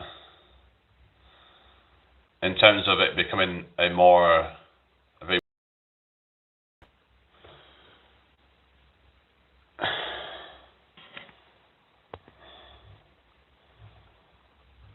not sure I'd want to go. Well, there's that as well, isn't there? That how many people would actually want to go? So even if it was a commercial thing, because it could be quite a scary thought. Because I was thinking, like, who the fuck would even want to risk going to the moon? That's my thought, as in, like, how could somebody risk their life going to the moon even? Hello, Crystal, hope you well. Like, who would even, like, risk their life just even going 250,000 miles away to the moon? I mean, there is people who do some quite daredevil stuff, so, I mean, it is possible. It's not to say that nobody's been because it seems like a dangerous thing to do. Because people do dangerous things all the time. We haven't figured out Earth. Oh, yeah. I know, it's just, what do you mean by commercial space travel? Well, that's the question we were saying about, because you could argue that it already exists, but maybe it's the wrong word. Maybe coming back to semantics and definitions of words and what I mean by it, and because you could argue, well, there's already, like, rich people going.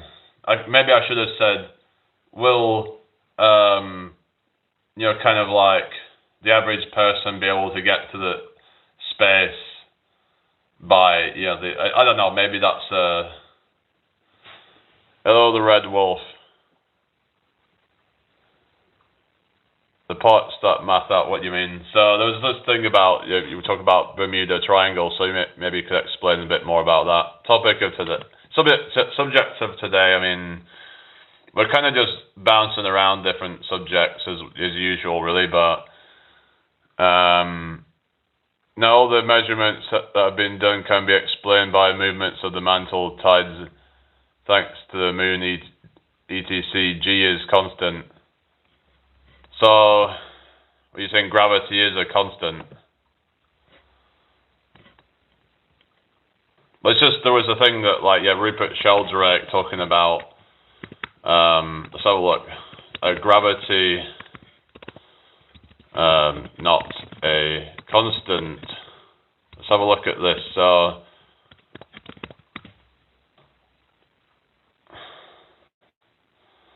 it says here about, so he argues that gravitational constant is not actually constant, but a fluctuating variable, often masked by averaging measurements across different labs. He contends that variations in G, which have shown over 1.3% fluctuation, suggest it may change based on time, location, or environment. Measurement fluctuation. Sheldrake claims that if raw daily data from various laboratories were analyzed instead of being averaged, patterns of change in G would emerge. So this is the thing, they need to actually, like, they're only able to measure the differences in G when the measure become more precise. Yeah. So this is the thing. Alternative theories. He highlights studies suggesting gravity might depend on the total amount of protons and neutrons, baryons, rather than mass. Yeah, I could assume that gravity has to do with mass and like the mass of the Earth or something. Scientific dogma. Sheldrake argues that the assumption that fundamental constants are fixed acts as a dogma that hinders scientific inquiry into their potential variability. Historical precedents. He often points to historical data indicating that measurements of g and the speed of light have changed over time. Context. These views are part of his broader critique of scientific materialism, arguing that the laws of nature may evolve rather than remaining static. So, yeah, it's a controversial one, but at the end of the day, the most modern theory tells us that G isn't really even a thing. So what's the point of this conversation? What do you mean? You're talking about relativity or something? You could argue relativity, but it's like, is that what you're saying? Is then, well, it's not technically, well, it's not gravity because it's evolved past that, but I mean, but we were all taught, gravity in school. We talk about, kind of the idea of, gravity and how, like a, smaller object, like large objects, attracting smaller objects and stuff, but you can get into like technicalities of what is gravity and is it really gravity, but again it gets to semantics, doesn't it?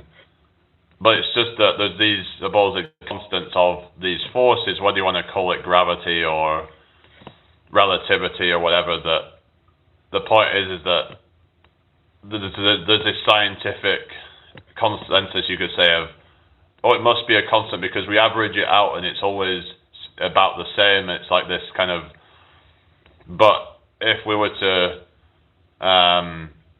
look at individual measurements, that there might be some changes, is what they're suggesting. If the science would actually open their mind and think, okay, well, we need to check to see if they're, anyway.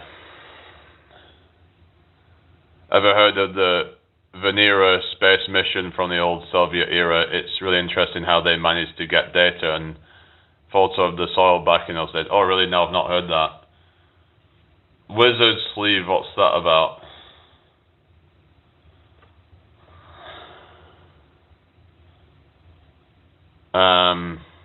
No, I don't, Mando Mouse now.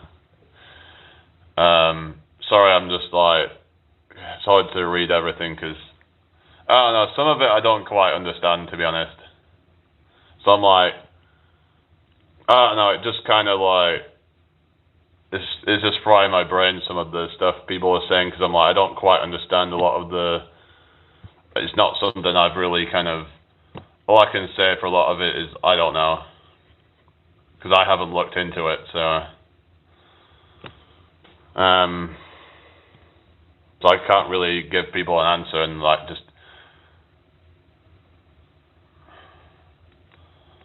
anyway.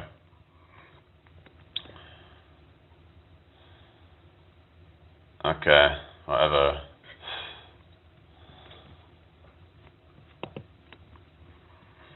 So we were saying about the 10 dogmas of science.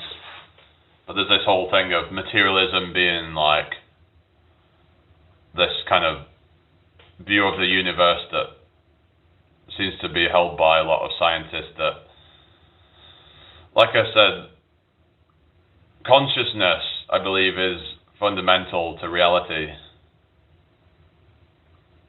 That's kind of more I'm going with things, that without consciousness, what really exists?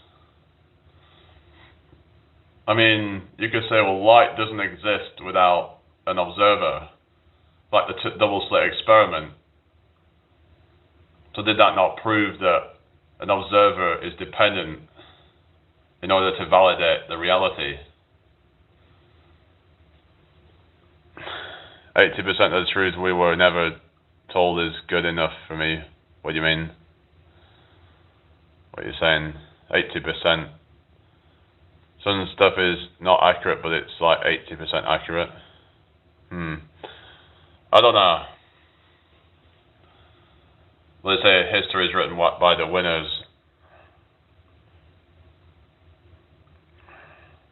It's up to the observer to question his reality. Yeah. Well, that's the thing, is that sometimes we get, people try and deceive you, like a magic trick. I could do a magic trick right now, and then you could observe that as magic, but that's from your interpretation of it. Until I show you that it's not magic, then you could say in your reality it is magic. Because maybe everybody has their own subjective reality. Maybe in someone else's reality it actually is magic. Until you observe the secret, then as far as you're concerned, it is magic.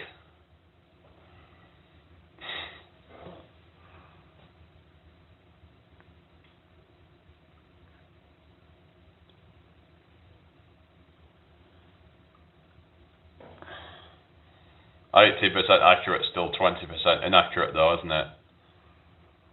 Still quite a big amount, isn't it? 20% inaccurate.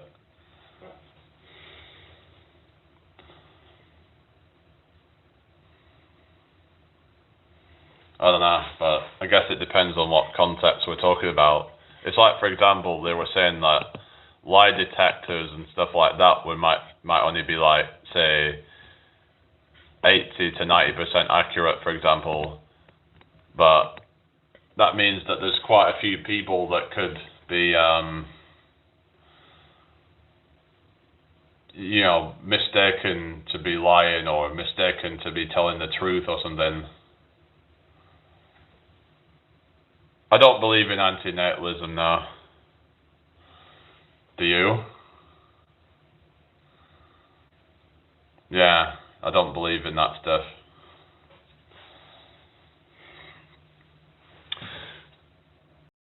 It's unreliable. You shouldn't even add in a percentage to it. It's just what you mean.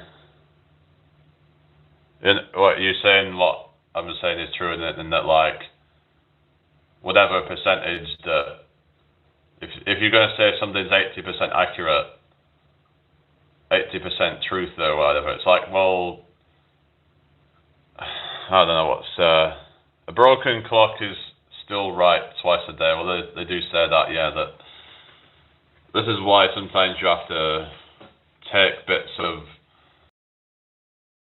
truth from even people who are just talking shit most of the time.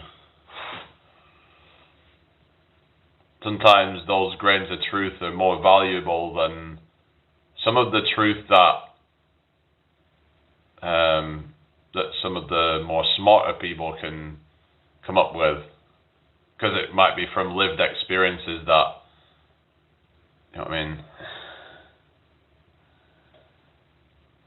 Hello from the Jamaican what the hell? Yeah, I do know what antinatalism is. They believe in stopping having children.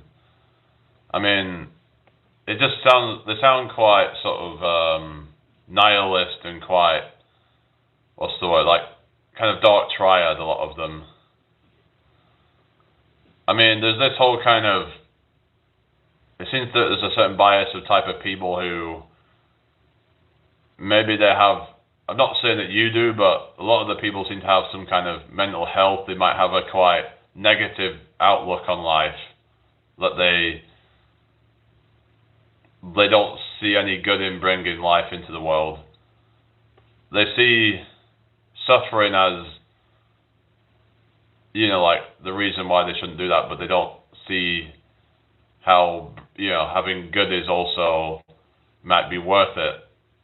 As in, like, if you have suffering, but then you also have positivity as well.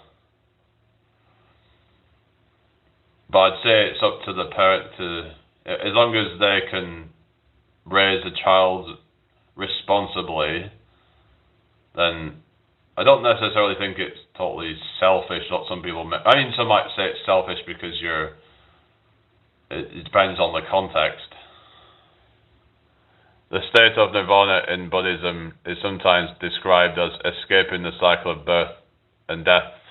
So how does that work? I mean, there's this whole idea of, because I know in like some people talk about near-death experiences and saying that they should avoid the light because they'll just keep getting trapped into a cycle of birth and death and in what they call it, a reincarnation trap or the soul trap matrix. I don't know if I believe all that. That sounds a bit kind of out there, like almost like some of those conspiracy theories out there that are a bit like cuckoo. But that's my opinion. Why should you avoid the cycle of birth and death? Is it this idea of like eternal life or something? But then it's like, is that ever going to be possible? This idea of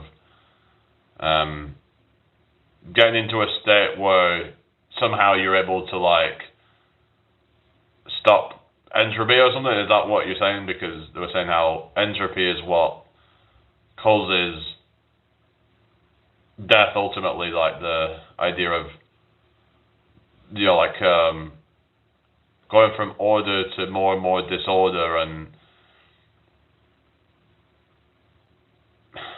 it happens throughout the universe or something that like we see like the expansion of the universe. You could say that that's a sign of entropy or something. You want, what's this? You want to get rid of ego, but the very notion of eating to get rid of ego is already egotistical. What do you mean? So Buddhism is kind of dumb. What do you mean? Well, I would say that we all have an ego. We all have to have an ego. We all have to feel some importance to even live. Like, why do I feel important enough to even bother to get out of bed in the morning and eat or whatever? So we all have to have some ego. We all have to have some, you know what I mean? It doesn't make sense to not have an ego. It's hubris, like people have this inflated sense of worth where they think that they're more capable than what they are, and they end up kind of, it's like when you, for example, you get these bodybuilders and trying to get into a fight with a fucking UFC fighter, for example, and they get torn a new asshole. I mean, they thought because of their size that they were better, but they were humbled by that. Hello, Michael. I don't know. Or wanting to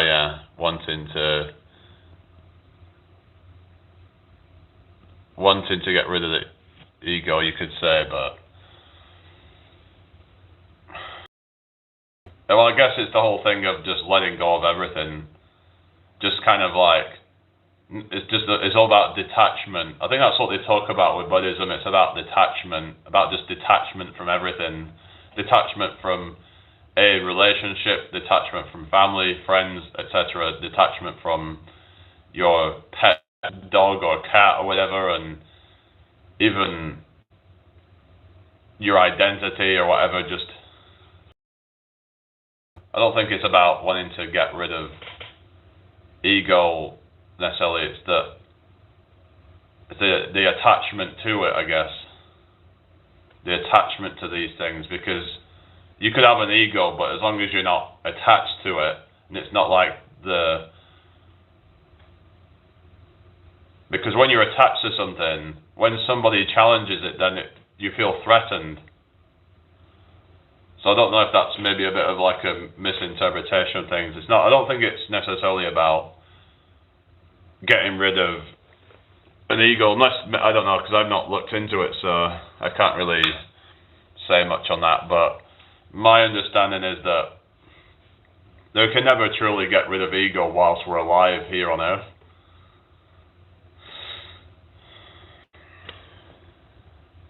My antenatal is because I was abandoned in childhood and malnutrition. I never experienced love. I don't want my children to suffer in this cruel world, so I won't bring them into this world.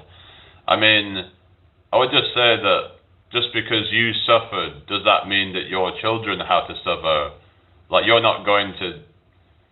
wouldn't then cause them to be abandoned in childhood, would you? I mean, just because you've been abandoned in childhood doesn't mean that your children have to be abandoned in childhood or something. And I don't know, like you're talking about suffering, but it's like everyone suffers in some way, but then, I mean, I've argued about, what is the point to life and if we're going to have all this suffering, but sometimes we create our own suffering sometimes. And this is where we're talking about detachment from everything. Like it's a way of, because what they believe in Buddhism is that attachment is the source of suffering. That when you attach yourself to an idea, a person, an object, whatever, then the thought of losing that is scary.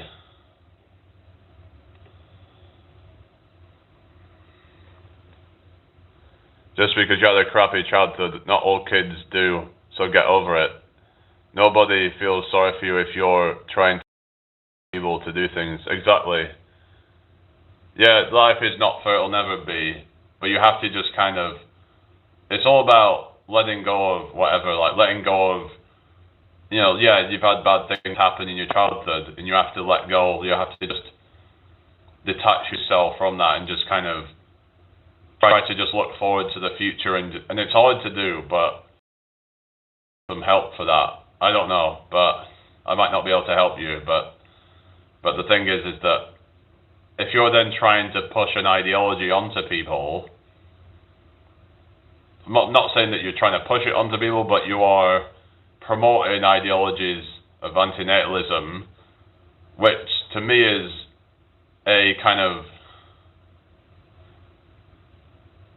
is based on emotion rather than based on any kind of rationality, I would say.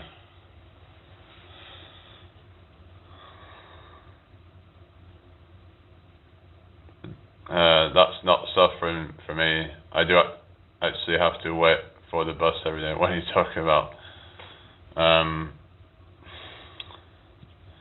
You've never suffered, I guess you've never waited at a bus stop. Really, that's apparently suffering, is it? Oh, God. The hell. Oh, disco fries. I'm in York. Yeah. Well, this is the thing about, we're talking about stoicism and this idea of being resilient, and yeah.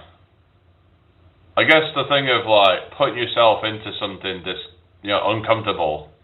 This might be why working out is good, because if you can put yourself through that, then the rest of the day feels manageable. It's like once you put yourself through something, some might say it's a good idea to work out in the morning, because then it's going to set yourself up for the rest of the day. You're going to be everything else just feels easy now. You just don't have any stress left in your body at that point. You're just kind of all the overthinking's gone, because say someone does a manual job, once they've come home from that, they're just going to be chilling out. They're not going to be as likely to overthink.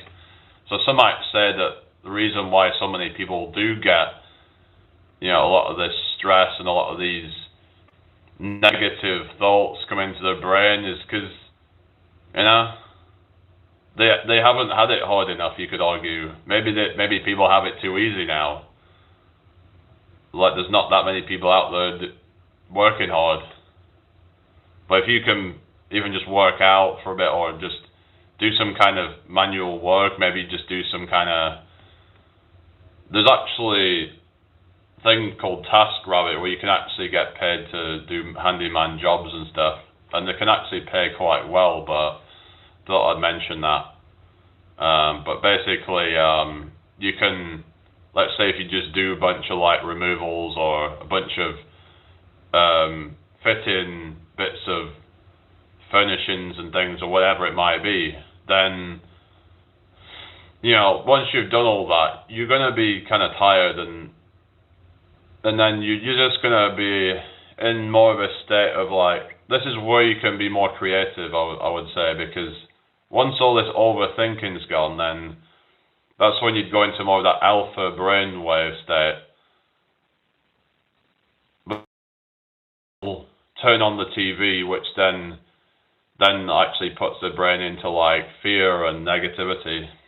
So I would say the best thing to do once you've finished what you need to do for the day, just use that time to get just that time where you can just focus. Maybe you can learn a new skill or something, because then you don't have all these negative thoughts running around. It's hard to have negative thoughts when you've worked hard. But yeah. Cheerio, Sado, what you're talking about? And about the person in the chat or something. Ego is simply what you care about. Well, I would say it's somebody's identity of the self, as in someone's sense of worth and self-esteem. But I guess it depends on how much you attach to that. I guess we need to have some sense of worth, but we also need to realize that we are somebody who morphs and changes over time. The version of me right now, my sense of self, will change now to something else in the future. Like I'm constantly metamorphosizing. Kind of like how a caterpillar turns into a butterfly. We are constantly changing because we adapt and we grow and we evolve. We take on new information and we adapt. Some of us do anyway. Some people end up devolving, but that's, you know, what's subjective.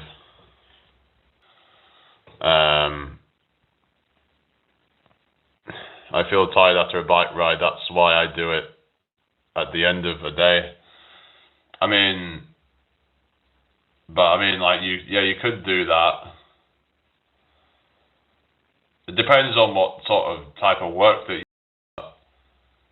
Ideally, I would say that you would maybe not like first thing in the morning to being too active. In fact, I think they found that you get more out of exercise later in the day, but maybe like say the afternoon that you would do some work or something from say like 1 till about 5-6 p.m. let's say, then the evening you just spend kind of just journaling or doing something creative, something like that, where you're in a more, you can just chill basically. You can just meditate, you can just not have this overthinking. It's going to be hard to overthink when you've got tasks to do it, and then once you've finished the task that you've got to do, then you just kind of, you're able to just kind of switch off. Because it's like, there's only so much energy that our brain can have, really. There's only so much mitochondria, and yeah, you probably want to do the most demanding thing, and then you want to then kind of finish the day on something kind of where you can just be in a more focused state, where you're not in a, like, thoughts kind of like going everywhere, and it's like, you know what I mean, just where you can be in almost like a meditative state. Some might argue that when you're the most creative is when you're in almost like a meditative state, and ideas can just kind of come to you without you overthinking. Some might say that the thinking is actually what blocks it, really. Sometimes thoughts just come to you, because there's all this mental chatter that blocks you from being able to see the bigger picture sometimes, and have an idea come to your head. It's like, oh, I just thought of that in your head, like, and it's but that's what happened, like, say, after you've done something kind of demanding. But nowadays people would use, say, like a workout instead of working for a physical job, because, well, jobs are now quite sedentary. But yeah, but there's only so much energy that we have. Like, we can train ourselves to be able to have more energy, but there's only so much physical and mental energy that we can exert. Like, there's no more energy for anything else, apart from just kind of, chilling out and just meditating, and just kind of, you have random thoughts come into your head and stuff. I'll see you later. I might restart the live, guys, but that's when sometimes you have the best ideas. When you're not screwing your brain trying to overthink. Sometimes like, hang on a minute, I just thought of something. Like, you wasn't actively trying to sort of think of it. Like, you have these eureka. Like, you have these kind of, I just had a thought there. Instead of, just really, like, stressing your brain out, trying to think of things, and because then oftentimes we just end up not getting anywhere with that. That can just lead to burnout and just getting kind of disheartened. Heart time, what you mean? Oh, the mouth heart. Oh yeah.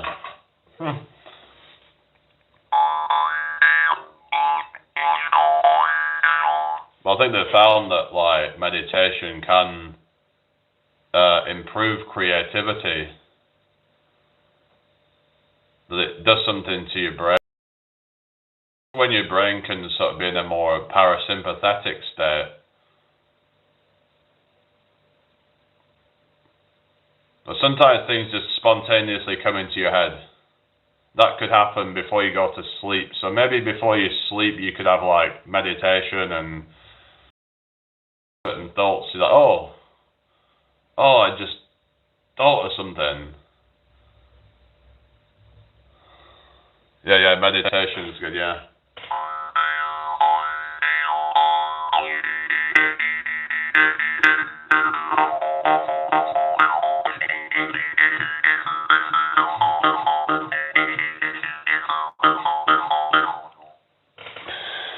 Meditation is just concentration, lol. Just sitting there doing absolutely nothing is like the worst version of meditation.